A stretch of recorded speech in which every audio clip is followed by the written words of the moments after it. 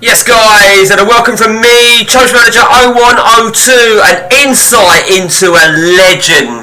Now, this guy was a legend before CMO 102 was about. You can see right in front of you who it is, and you can see his age as to what I mean by he was already a legend.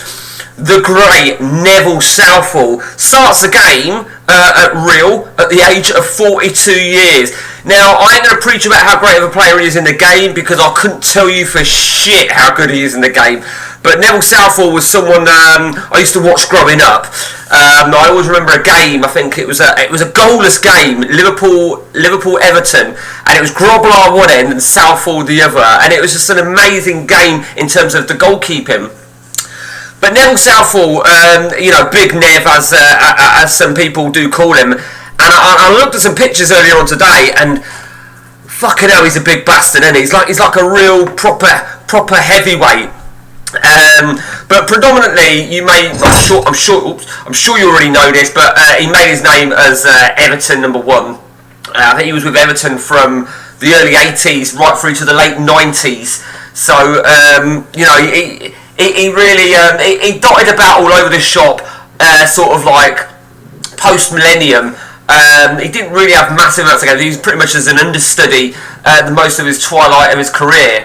That being said, when he left Everton, he had like 50 odd games for Torquay, but everywhere else it was literally a couple of games here, there, and everywhere. Now, he started his career in Wales. Obviously, he's a Welsh international. Now, I don't know if I'm going to be able to pronounce this correctly whatsoever, but he started it in, I wrote it down here, Ladundo? Oh, whatever, you know what I mean, fuck you. Before moving to Bangor and Conway United, Bury was his first real crack at the big time before Everton, and he made over 570 odd appearances for them. And his last official club, according to my resources, was Dagenham and Redbridge, which was 2002. So even though he starts here at Lille, here at Real, he did end up moving. I mean, if you look at the history, I don't know if the history is going to be as good as what I've wrote down here. I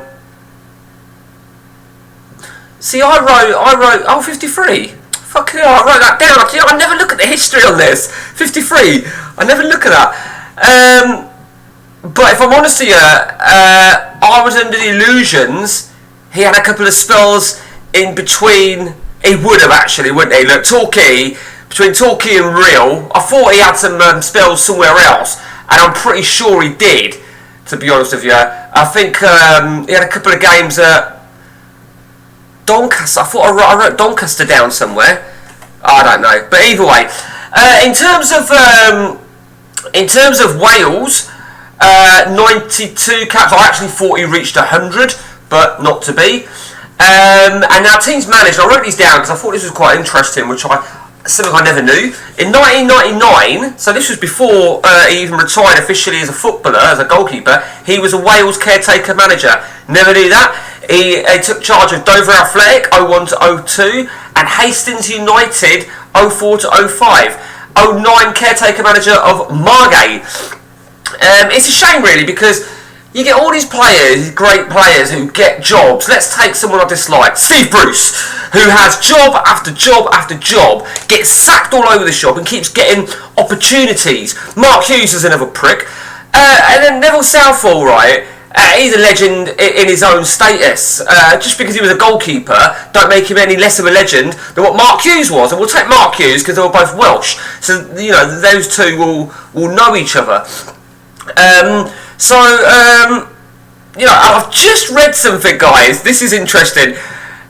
When he went to Bangor, so what did we say Bangor was? Bangor was back in 74, 78. He was on 10 quid a week. There you go. I just happened to read that. And I was just reading some of the bits and pieces about him, which is, some of it's quite interesting. Okay, so where's Bangor? So Bangor, right, okay. So 74-76, he was on 10 quid a week at Bangor. When he moved to Conway United, which was like in 1976, he was on £3 a week. So that is just fucking absolutely crazy. And I'm just reading here, Bury paid Winsford. Where did I read Winsford? He went to Winsford from Conway United. Berry paid Winsford £6,000 and 25 grand add-on before the big move, of course, to Everton. And I can't. Oh, there it is. I couldn't work out how much Everton paid for him. Everton paid 150 grand for him in 1981. Now that is pretty fucking incredible. 150 grand in 1981. Can you imagine what that would be now? He is also an MBE, and in my opinion, rightly so. That's until any allegations come out and everyone dislikes him for one reason or another.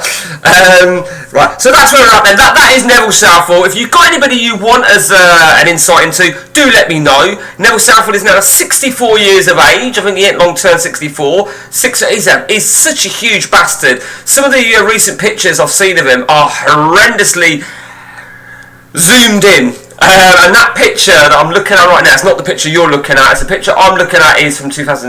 That one that you're looking at must be from the late 90s or something like that. I didn't want to put a picture of him current today because I don't think he'd appreciate it in comparison to when he was in his prime. So if you've got anybody you want to see, do let me know. And until next time, guys, from me, take it easy.